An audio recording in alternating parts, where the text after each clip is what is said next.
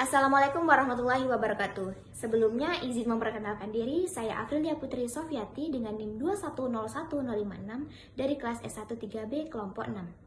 Dengan mata kuliah Anatomi Fisiologi Manusia 2 dengan dosen pengampu Ibu Apoteker Mira Febrina, Master Science. Dengan judul materi Sistem Muskuloskeletal. Sebelum kita memasuki materi, izinkan saya memperkenalkan anggota kelompok 6. Yang pertama ada Nadila Putri Ansani, kedua Afrilia Putri Sofiati, ketiga Anissa Aldia Fitriani, yang keempat Vira Mariska, kelima Iva Ainur, keenam Milanisa Rahdi, yang ketujuh Mutia Rahmayani Nur, kedelapan Nur Habibatul Emilia, yang terakhir Sabila Salmi. Baik teman-teman semuanya, sebelumnya teman-teman sudah mengetahui belum apa sih muskuloskeletal? Nah, muskuloskeletal adalah terdiri dari kata muskulo yang berarti otot dan kata skeletal yang berarti tulang. Muskulo atau muskular adalah jaringan otot-otot tubuh. Ilmu yang mempelajari tentang muskulo atau jaringan otot-otot tubuh adalah miologi. Skeletal atau osteo adalah tulang kerangka tubuh. Nah, ilmu yang mempelajari tentang muskulo atau jaringan otot-otot tubuh adalah osteologi. Otot atau muskulus atau muskel. Otot adalah sebuah jaringan yang terbentuk dari sekumpul sel-sel yang berfungsi sebagai alat gerak. Jaringan otot sekitar 40% dari berat tubuh. Otot melakukan semua gerakan tubuh. Otot mempunyai sel-sel yang tipis dan panjang yang mengubah energi yang tersimpan dalam lemak dan gula darah atau glukosa menjadi gerakan yang panas. Gabungan otot berbentuk kumparan dan terdiri dari satu fascia yang merupakan jaringan yang membungkus dan mengikat jaringan tulang, memungkinkan struktur bergerak satu sama lain dan menyediakan tempat peredaran darah dan saraf. Yang kedua, ventrikel atau empal merupakan bagian tengah yang menggembung. Yang ketiga, tendon atau urat otot yang merupakan kedua ujung yang mengecil tersusun dari jaringan ikat dan bersifat liat. Berdasarkan cara melekatnya pada tulang, tendon dibedakan sebagai berikut. Yang pertama, origo merupakan tendon yang melekat pada tulang yang tidak berubah kedudukannya ketika otot berkontraksi. Yang kedua, inersio merupakan tendon yang melekat pada tulang yang bergerak ketika otot berkontraksi. Assalamualaikum warahmatullahi wabarakatuh. Perkenalkan, nama saya Anissa Aldia Fitriani dengan NIM 2101060 dari perwakilan kelompok 6. Baiklah, di sini saya akan menjelaskan materi tentang fungsi sistem otot, ciri sistem otot, dan jenis-jenis otot. Baiklah, fungsi sistem otot terdiri dari 3, yaitu untuk pergerakan, di mana otot menghasilkan gerakan pada tulang tempat otot tersebut melekat dan bergerak. Yang kedua, penopang tubuh dan mempertahankan postur. Dan yang ketiga, produksi panas. Kontraksi otot-otot secara metabolis menghasilkan panas untuk mempertahankan suhu tubuh normal. Selanjutnya, mengenai ciri sistem otot. Ciri sistem otot yang pertama yaitu kontraktilitas, yaitu serabut otot berkontraksi dan menegang. Yang kedua, ekstensibilitas, yaitu serabut otot memiliki kemampuan untuk menegang melebihi panjang otot saat rileks atau memanjang. Yang ketiga, elastisitas, yaitu serabut otot dapat kembali ke ukuran semula setelah berkontraksi atau meregang. Selanjutnya, jenis-jenis otot. Yang pertama, jenis-jenis otot berdasarkan strukturnya. Jenis-jenis otot berdasarkan strukturnya terbagi atas 3, yaitu otot rangka, otot polos, dan otot jantung. Otot rangka merupakan otot lurik volunteer secara sadar atas perintah dari otak dan melekat pada rangka. Kontraksinya sangat cepat dan kuat.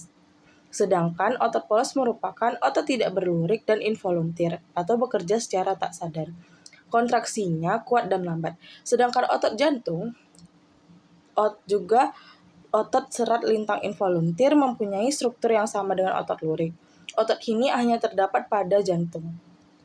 Selanjutnya, jenis-jenis otot berdasarkan gerakannya terbagi atas 2, yaitu otot antagonis dan otot sinergis. Otot antagonis yaitu hubungan antar otot yang cara kerjanya bertolak belakang atau tidak searah. Contohnya ekstensor atau meluruskan dengan fleksor atau membengkokkan, depresor gerakan yang ke bawah, dan slevator atau gerakan ke atas. Yang kedua, otot sinergis, yaitu hubungan antar otot yang cara kinerjanya saling mendukung atau bekerja sama menimbulkan gerakan searah. Sekiranya itu saja yang dapat saya sampaikan, saya kembalikan ke majelis selanjutnya. Terima kasih. Baiklah, Assalamualaikum warahmatullahi wabarakatuh. Perkenalkan, nama saya Elvira Mariska dengan NIM 2101069. Saya berasal dari kelompok 6. Saya akan melanjutkan materi mengenai mekanisme kontraksi otot, sendi, dan bagian-bagian sendi. Baiklah, mekanisme kontraksi otot yang pertama adalah ketika otot berkontraksi, aktin dan miosin bertautan dan saling menggelincir satu sama lain, sehingga sarkomer pun juga memendek. Dalam otot terdapat zat yang sangat peka terhadap rangsangan disebut asetilkolin.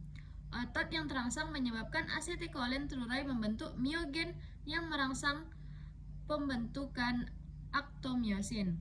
Hal ini menyebabkan otot berkontraksi sehingga otot melekat pada tulang yang bergerak. Saat berkontraksi, otot membutuhkan energi dan oksigen. Oksigen diberikan oleh darah sehingga energi diperoleh dari penguraian ATP atau adenosin trifosfat dan kreatin fosfat.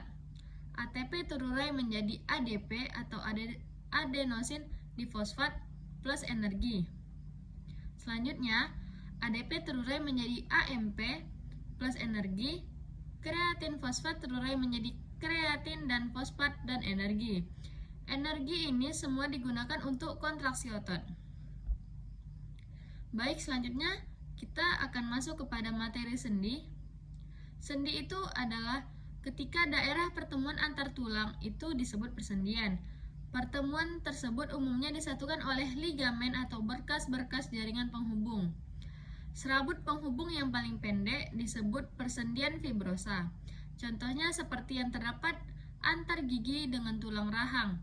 Persendian yang tersusun atas jaringan kartilago antara lain terdapat di antara tulang belakang, tulang rusuk, dan tulang dada. Persendian ini memungkinkan terjadinya sedikit gerakan, contohnya dalam pernafasan dada.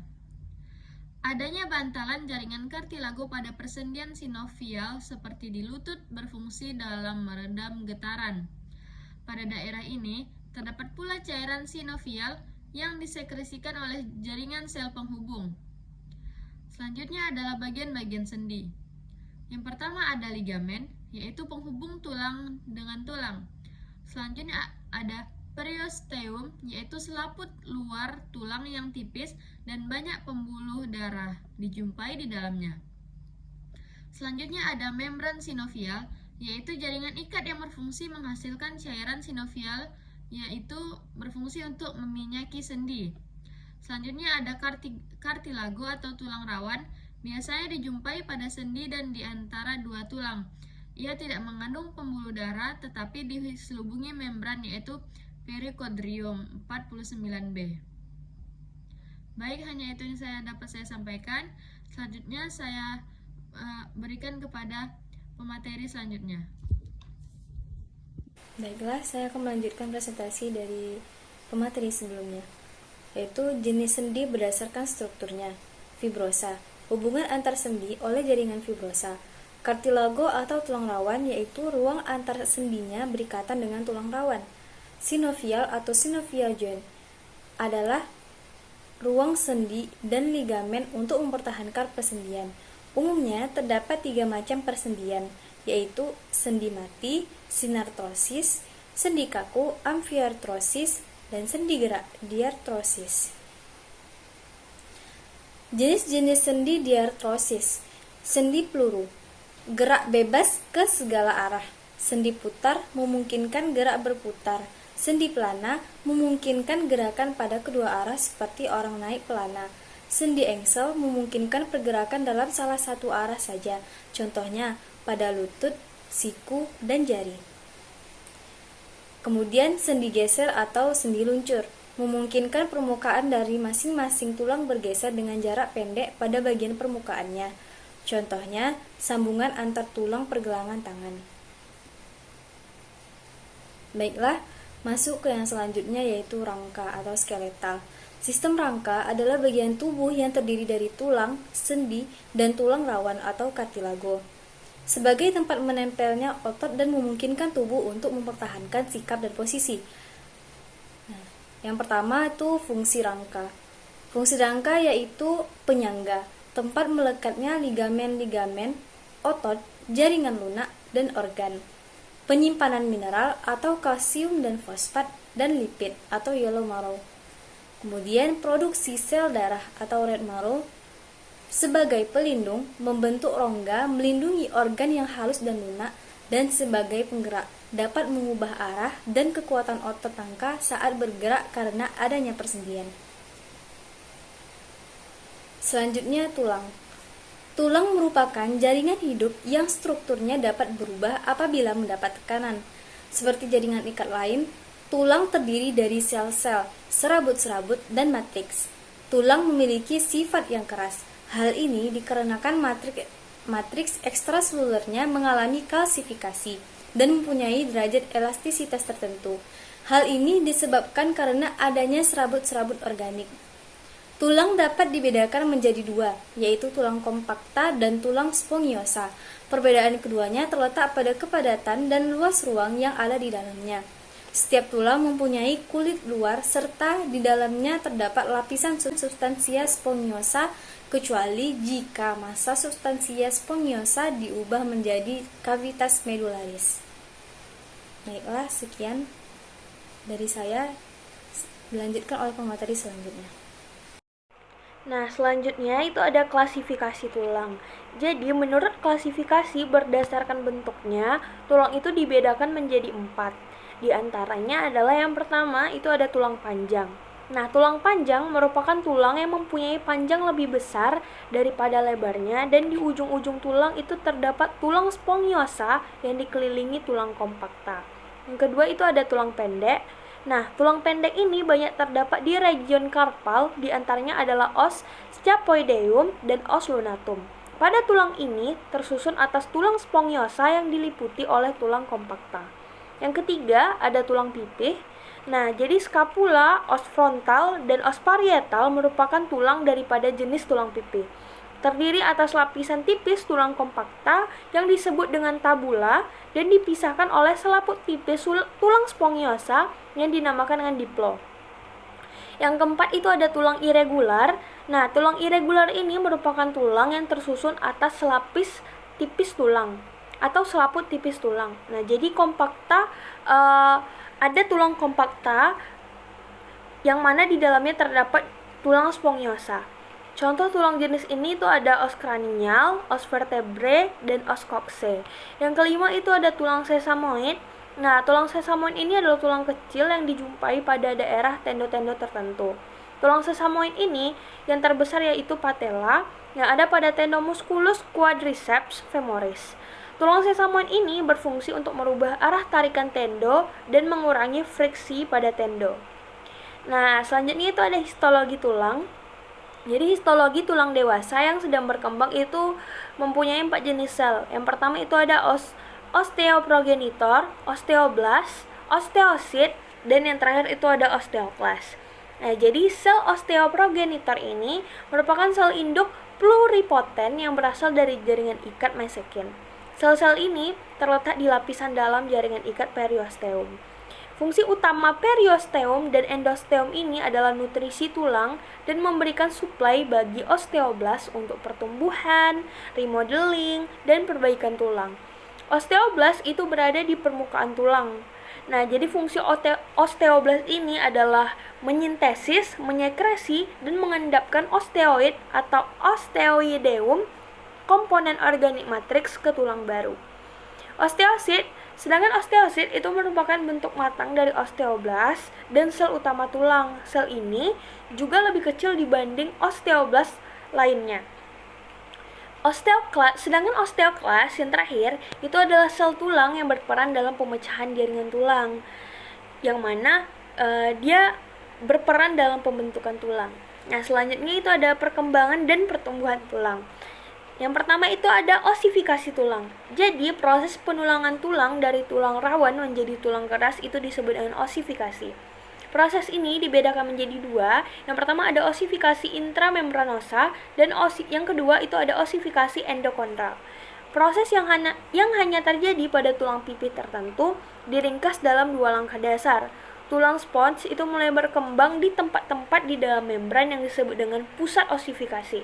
Sumsum tulang merah itu terbentuk di dalam jaringan tulang spons, yang mana diikuti oleh pembentukan tulang padat di luarnya. Sekian dari saya, terima kasih.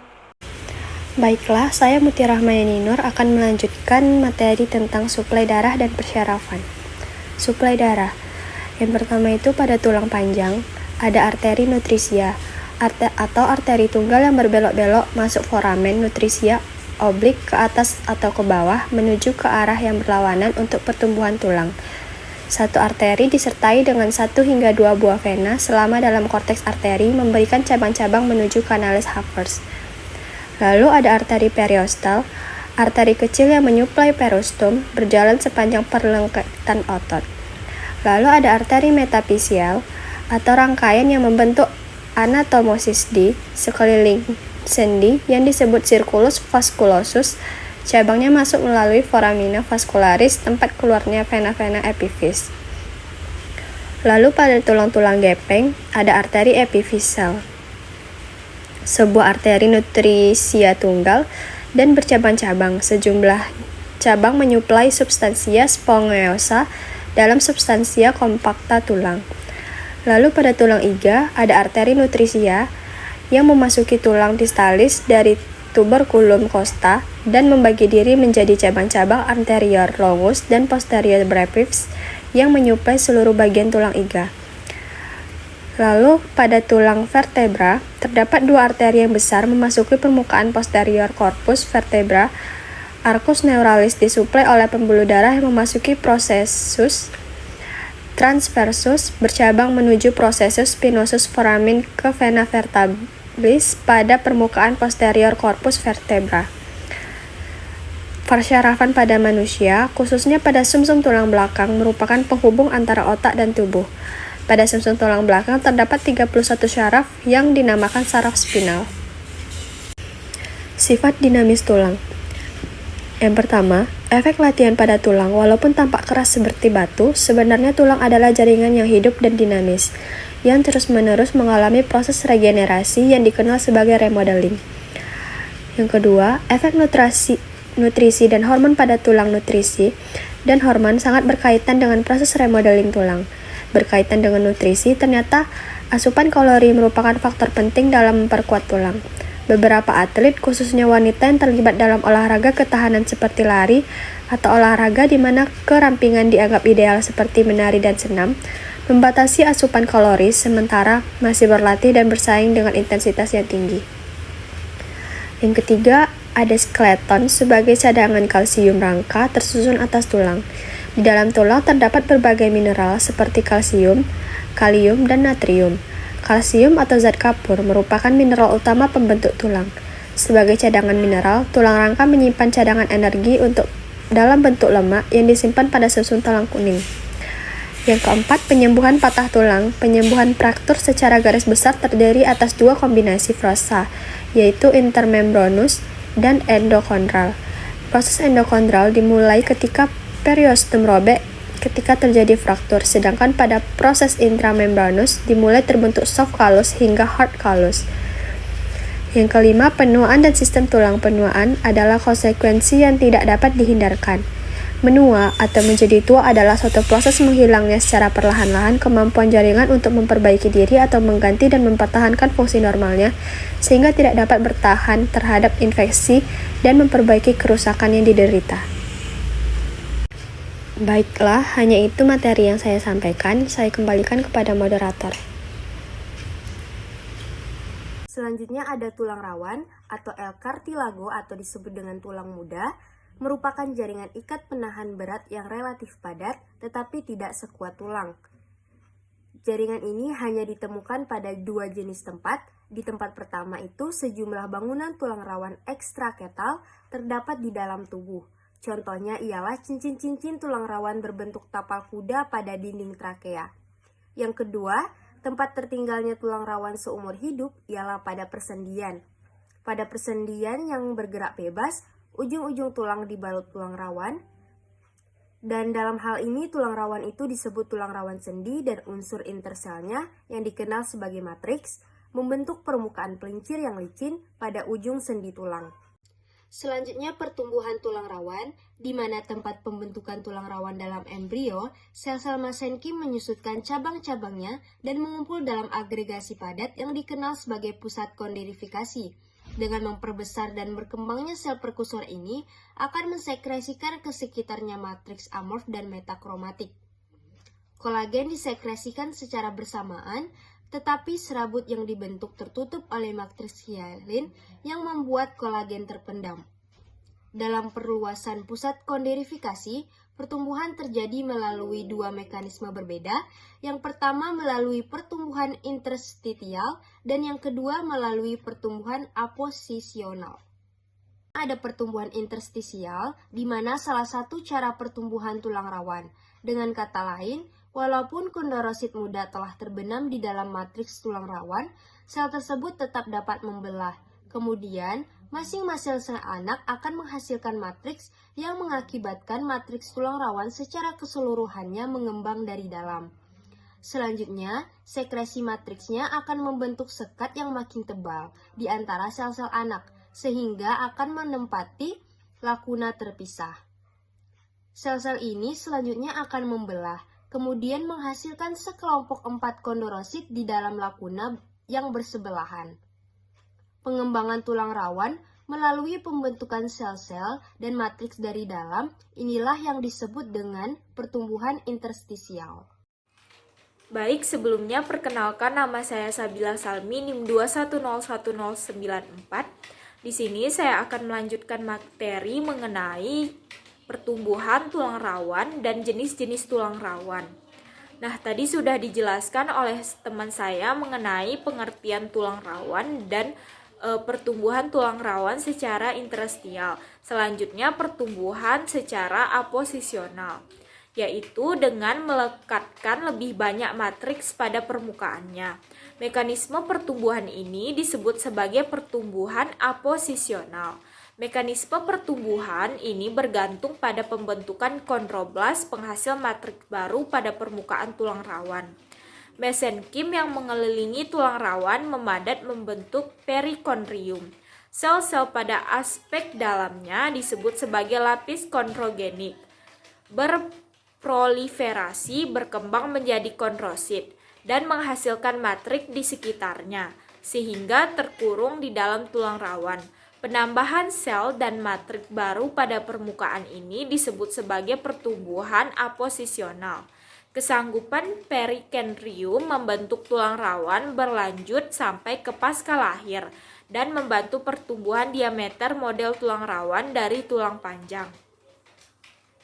Selanjutnya mengenai jenis-jenis tulang rawan, yaitu ada 3, tulang rawan hialin, tulang rawan elastis, dan tulang rawan fibrosa atau fibrokartilago.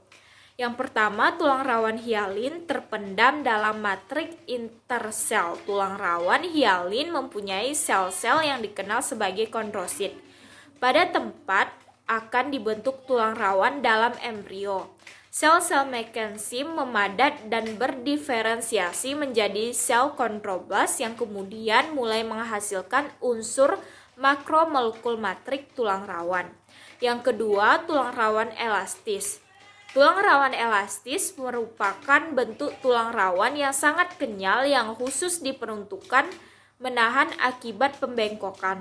Jenis tulang rawan ini menyokong telinga luar dan epiglotis. Jenis tulang rawan ini tetap memiliki perikondrium sampai dewasa. Yang terakhir, tulang rawan fibrosa atau fibrikartilago.